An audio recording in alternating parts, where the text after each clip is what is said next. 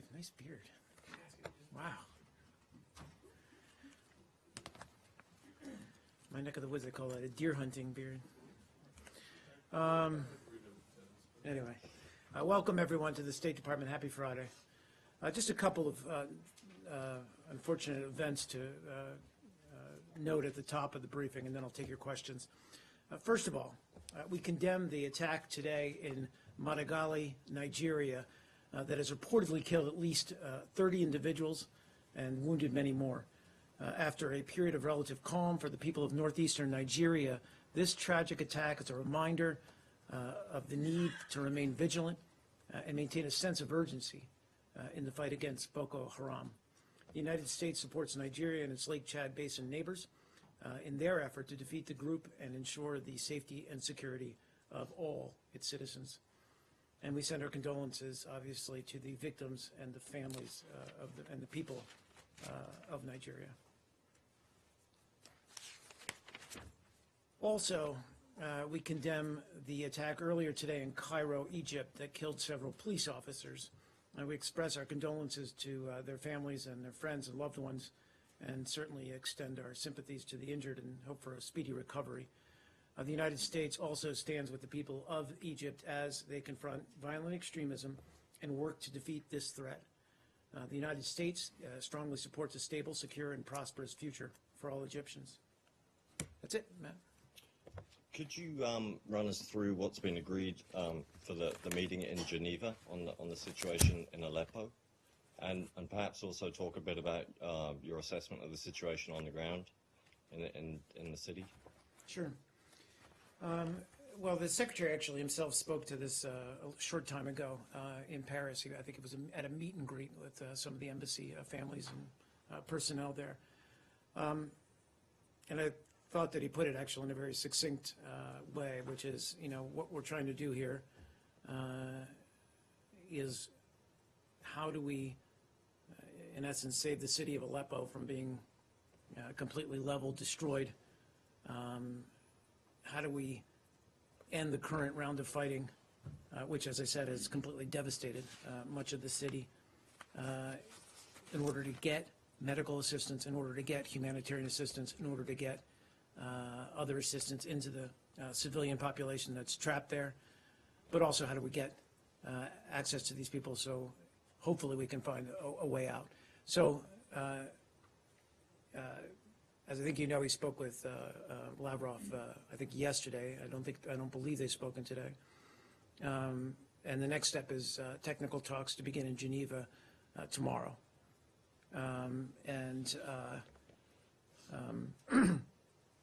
Again, these are going to be primarily focused on, one, a pause in the fighting, and two, how do we deliver into Aleppo to these entrapped civilians, humanitarian aid, and then thirdly, how do we get a safe departure for those who wish to leave the city?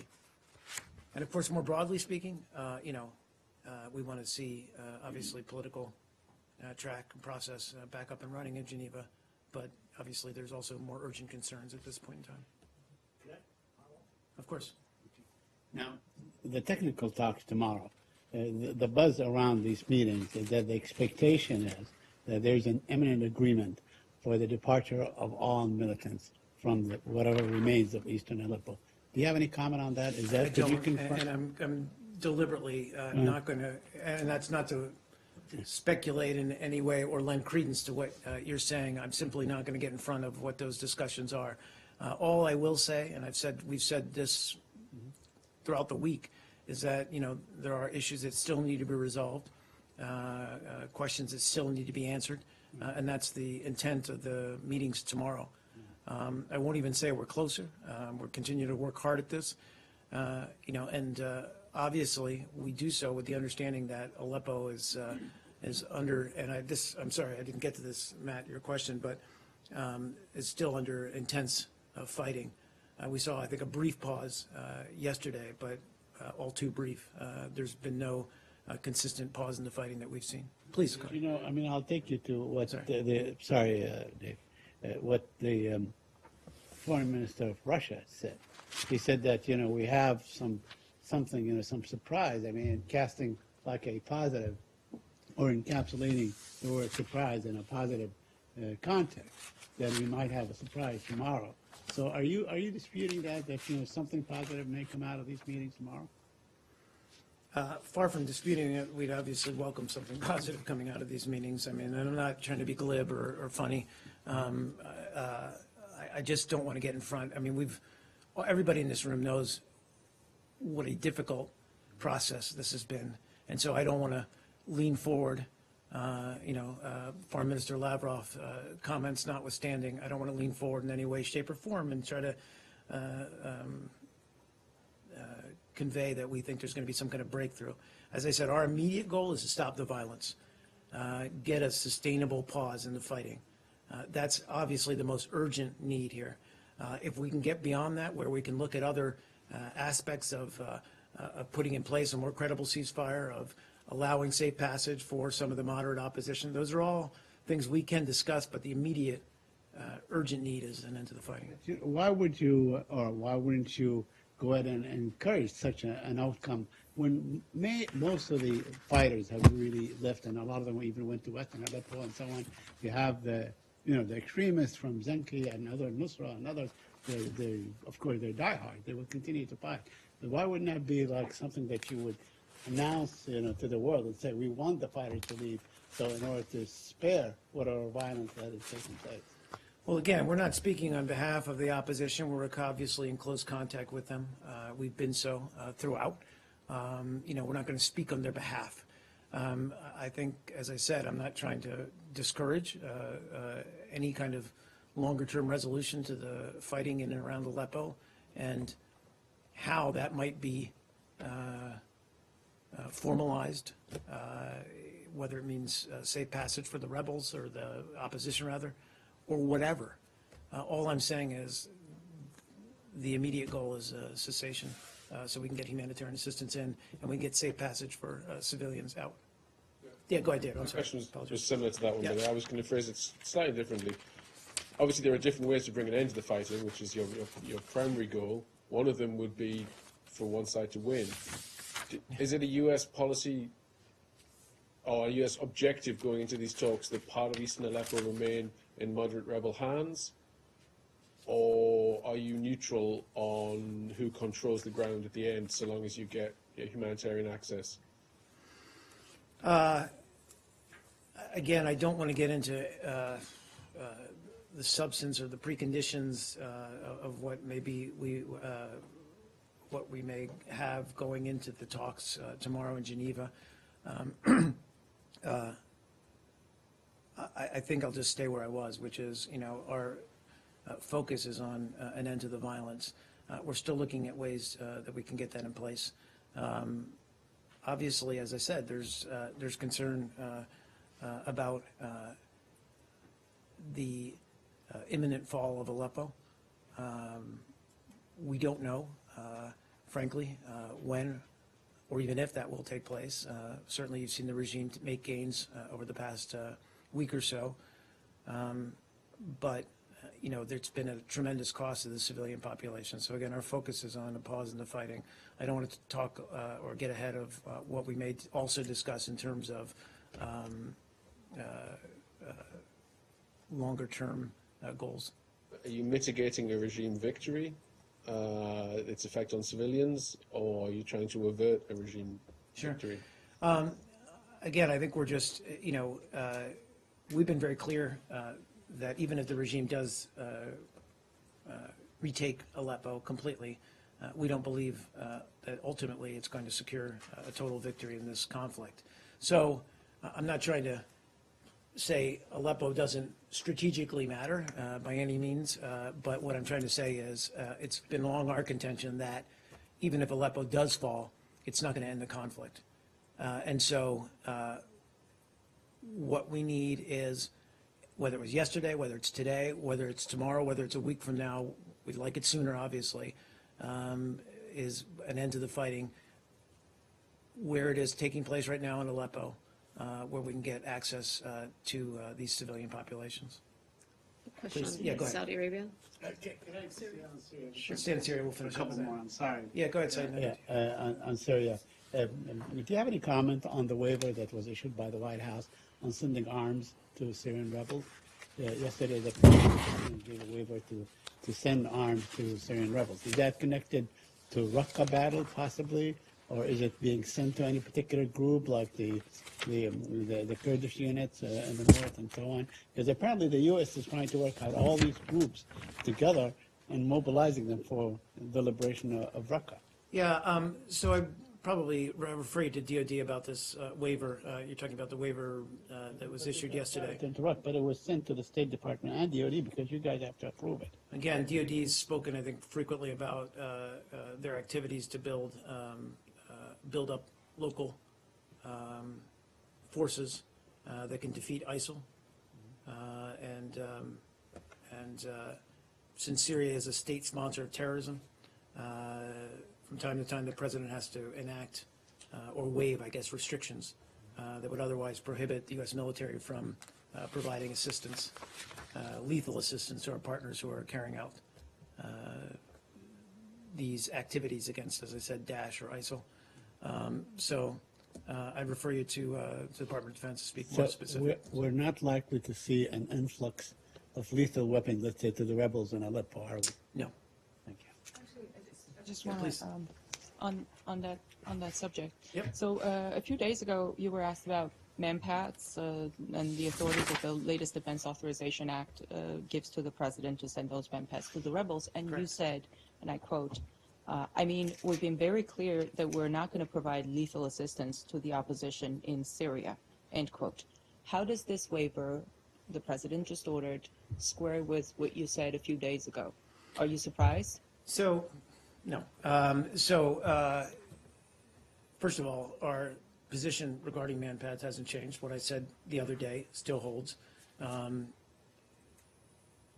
We don't want to see that kind of Lethal weaponry. assistance. Let me finish. We don't want to see that kind of weaponry getting into Syria. In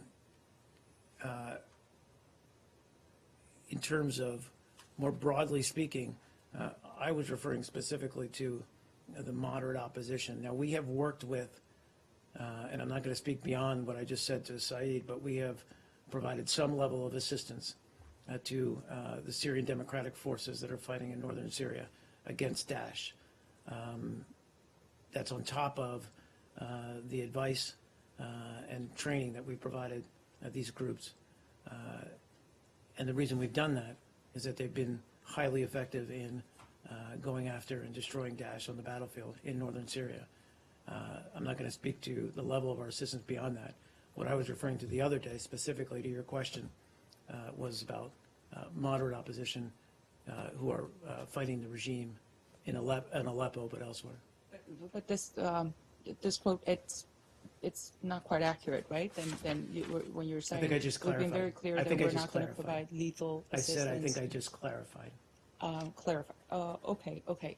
With this waiver, who is going to get those weapons? What groups? In what locations? I'm not going to speak to that. I said you can, either of you can go to DOD, ask them for more details. Generally speaking, I can say we're talking about partner forces that we're working with in northern Syria. Yeah, just Yeah, go ahead. a few more. So the president said with this waiver that it is in U.S. National security interest to provide weapons to Syrian rebels, and I assume that it is also in U.S. national security interest to make sure that these weapons don't end up in the hands of criminals and terrorists. Can the administration guarantee that?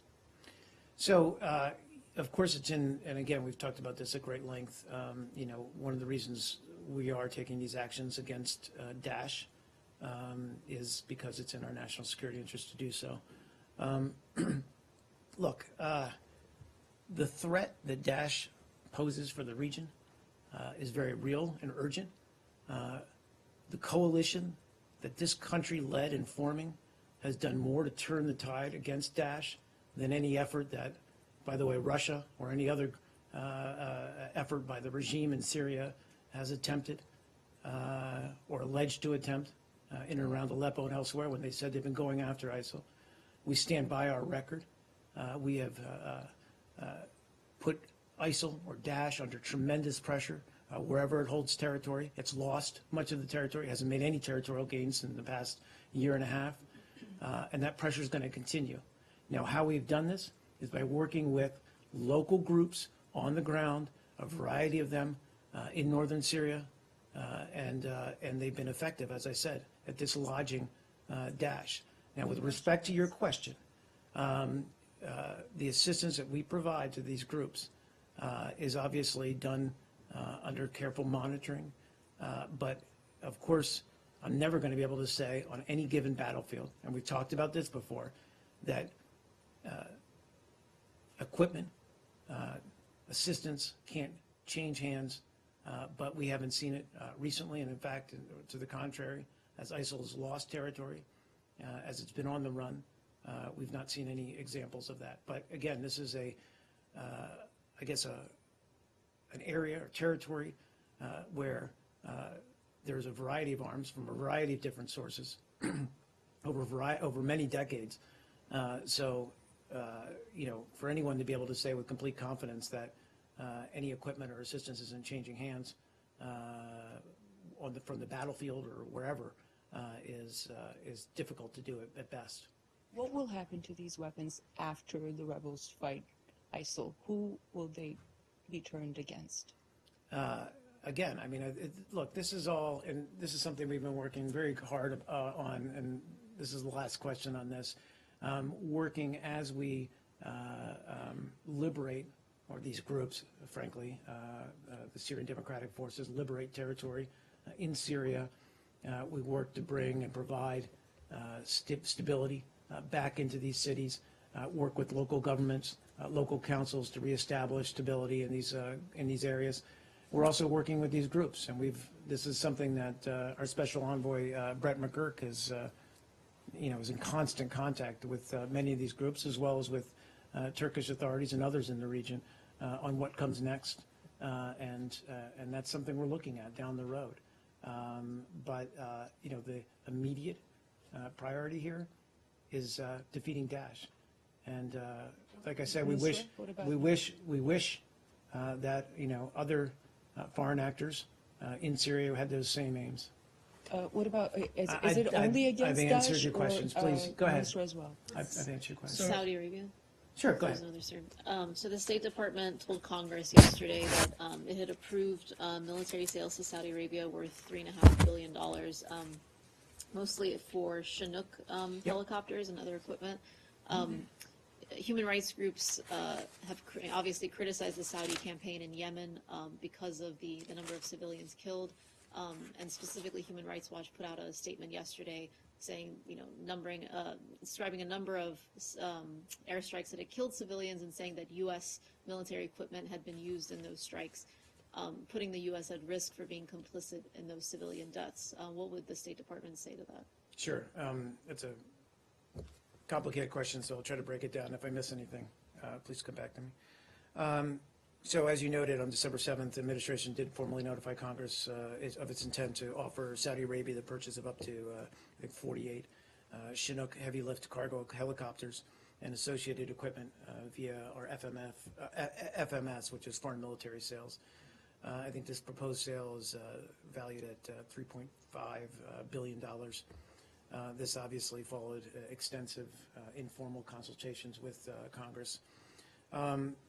Our overall review of assistance to the Saudi-led coalition is ongoing.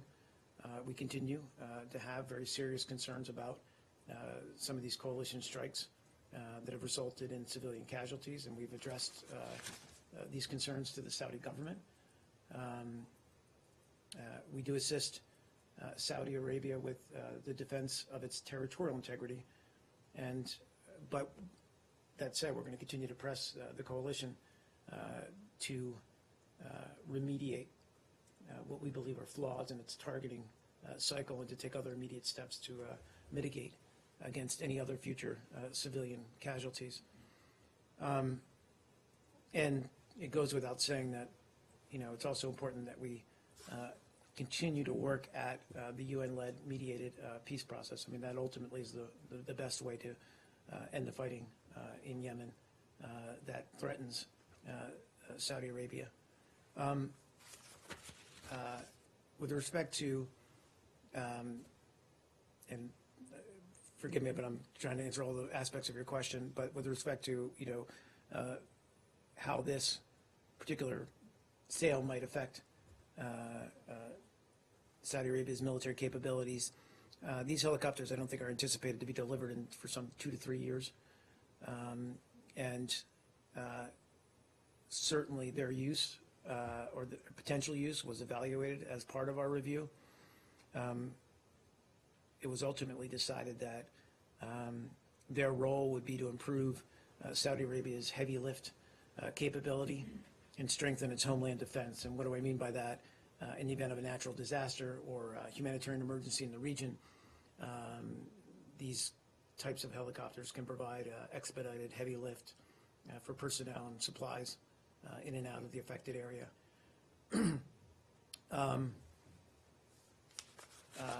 What else did I forget on your, are you talking about the status of the review? As I said, I think I answered this. It's, they're still ongoing. We're still looking at this. We do want to make sure that, and this goes with any foreign military sales, that they're always subject to end-use monitoring, and we'll continue to look at that even with existing sales with regard to Saudi Arabia. All of this stuff is under review, including, as I said, the overall review of defense sales to Saudi Arabia. Just to Well, follow as you said, Chinook's are heavy lift helicopters, but you're also simultaneously selling about 30 Apaches to the United Arab Emirates. Those are attack helicopters, and the Emirates are part of the coalition. They have no use for humanitarian operations. Right. Again, I don't have the details of those helicopter sales. What I just say is what I just said, which is that any military sale is going to be subject to end-use monitoring.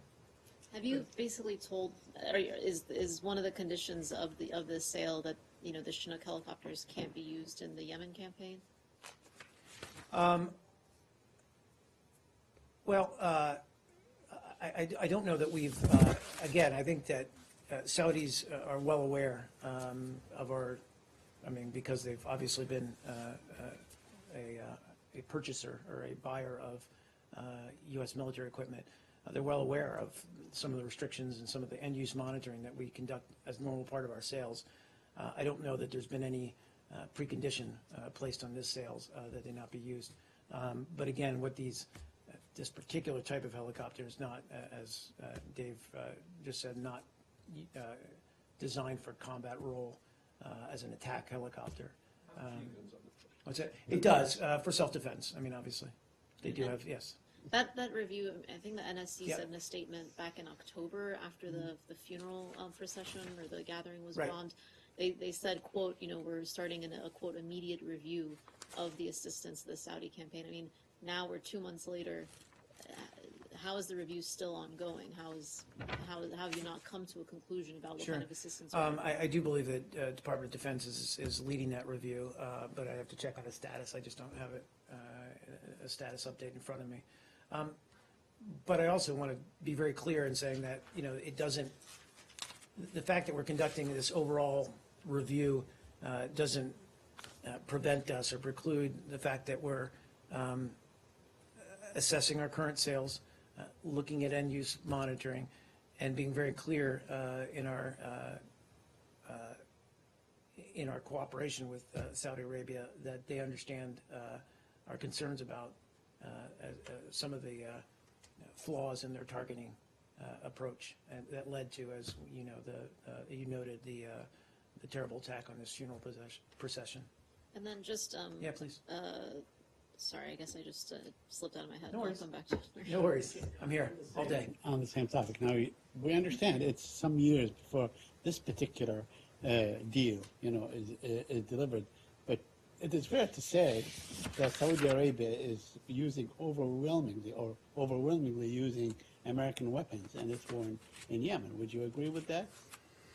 Would you agree that it is using F-16s, Apache helicopters, whatever? Which are American supplies? I'm not saying you're wrong. I just don't have to say that they're overwhelmingly using U.S. weaponry. I but mean, the we United have a States strong, robust, is the major supplier of arms to Saudi Arabia, correct?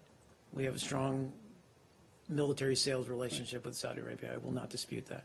Do you feel that makes you, I just remembered, do you feel that, I mean, specifically going to what Human Rights Watch and what other rights groups have said, like, how do you respond to the criticism that effectively, or at least could risk the U.S. being complicit in these civilian deaths and in sort of the inaccurate targeting, whatever it might be? Well, again, so a couple of thoughts there. One is that, the coalition, and in particular Saudi Arabia, did not choose this fight. This is a result of spillover from the war in Yemen, the conflict in Yemen, that was, frankly, putting at risk Saudis who are living across the border, and about, frankly, defending their sovereign territory. That said, we have seen in their particular targeting, and the most egregious example was this strike on the funeral procession, inaccuracies that put civilians clearly at great risk. We've been very clear about our concerns. And in fact, the Saudis, immediately after that bombing, did conduct an investigation and made public the results of that investigation. Going forward, obviously, we've asked them to look at fundamentally how they review and how they determine their targeting. Our cooperation that we provide to Saudi Arabia does not include, and I think we talked about this before, target selection or review. And as I said, none of it constitutes endorsement of offensive operations in Yemen that have harmed civilians. The Saudi war goal is to restore an ousted president. I'm sorry? The Saudi war goal is to restore the ousted president of Yemen. Well, again, The breaches of the border happened after the conflict began. but David, and the Secretary has worked very hard in this regard. I mean, there is a UN process. We saw a breakdown when, You just described the Saudi action as not of their own choice. They were reacting to cross-border attacks. well, that is true. I mean, but this is Not there to fight to put money back in spillover. power? This is a conflict that has spilled over across their border. They have taken steps to defend Saudi territory, defend their citizens. But what's, again, important here is that there is a UN-led process that, frankly, most recently took a hit earlier this week.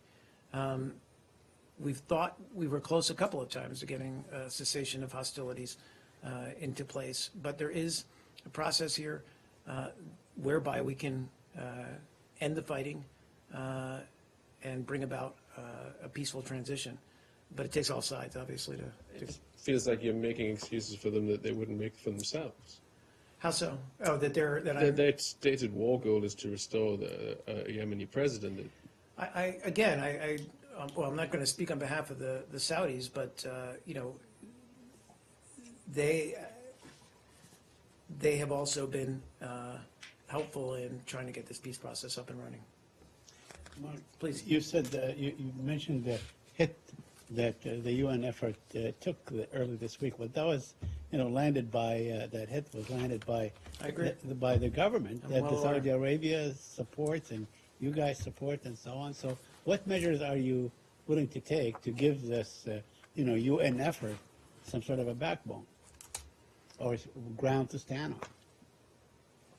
What? I'm sorry, one more time? Well, I said, what are you doing to sort of give this UN position, that was taken? Well, the Secretary has been, some strength and Secretary has been veracity? very engaged in this, and, I spoke about this the other day. He's been, I can look at recent calls, he's obviously been working also at the same time.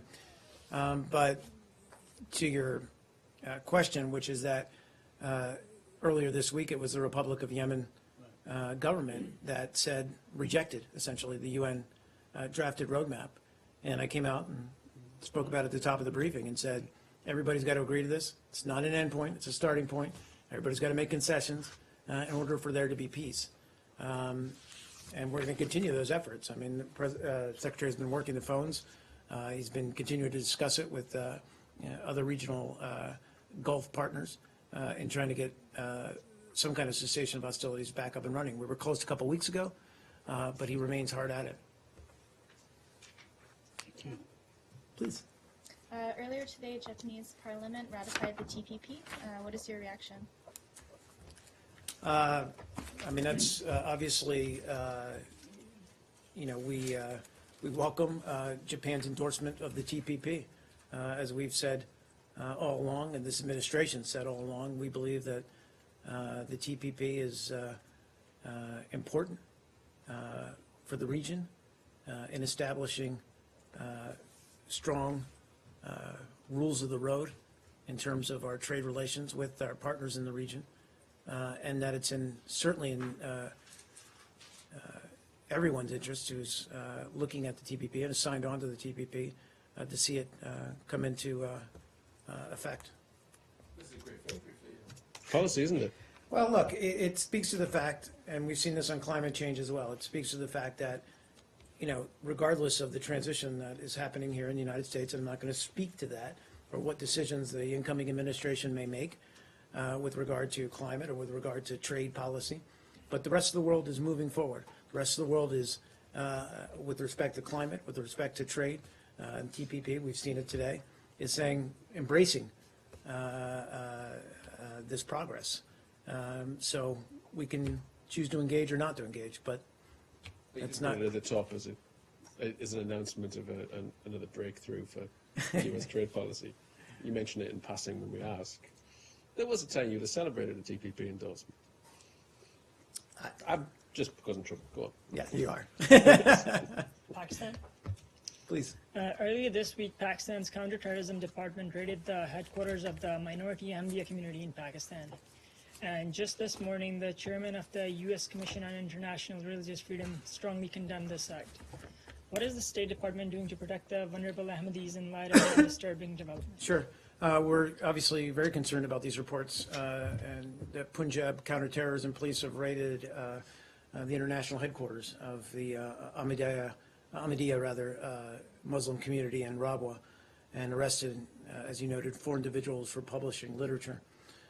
We have regularly noted our concerns about Pakistani laws that restrict peaceful religious expression, in particular by the Ahmadiyya community.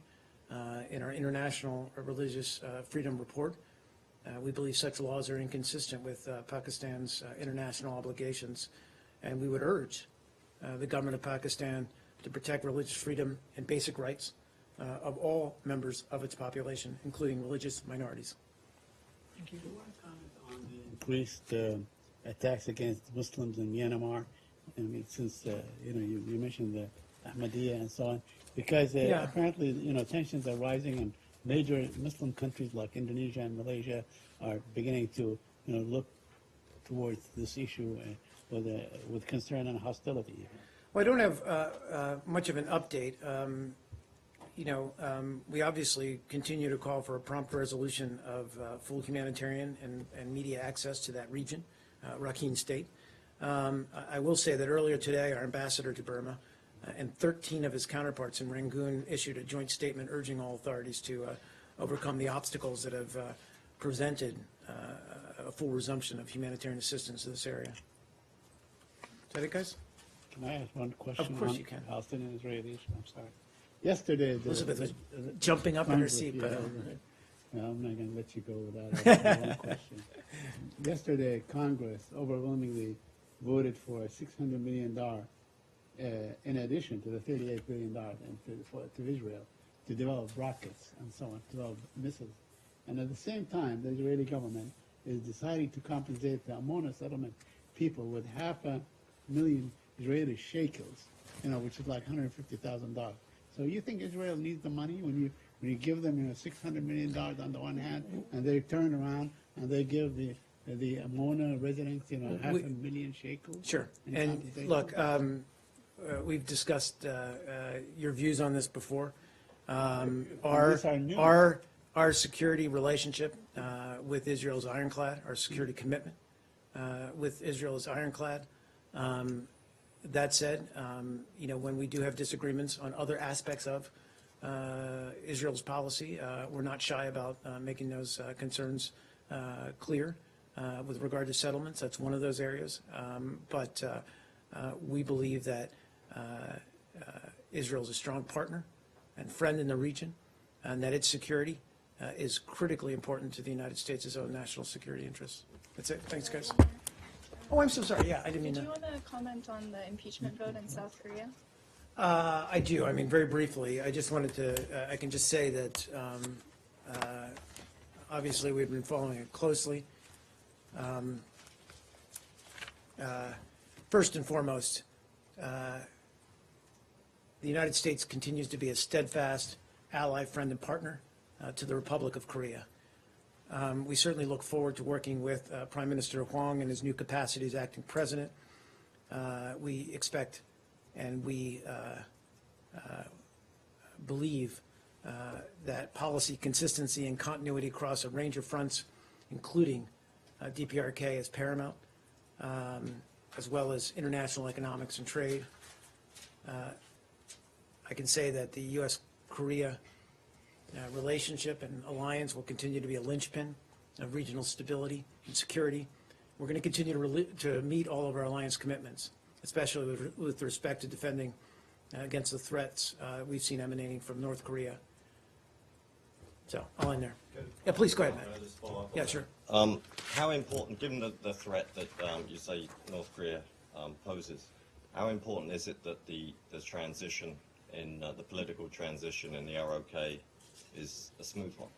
It's critically important, and it's again why my, the initial words out of my mouth were to certainly to convey that the United States stands by its steadfast ally and is there with Korea as it undergoes this political change and transition. I would note also that during this time of political change, that South Koreans have acted peacefully, they've acted calmly, and they've acted responsibly. And that certainly speaks to your question, is that it's absolutely critical that we remain a steadfast ally and partner, and that this transition occurs as peacefully as possible. Thanks, guys.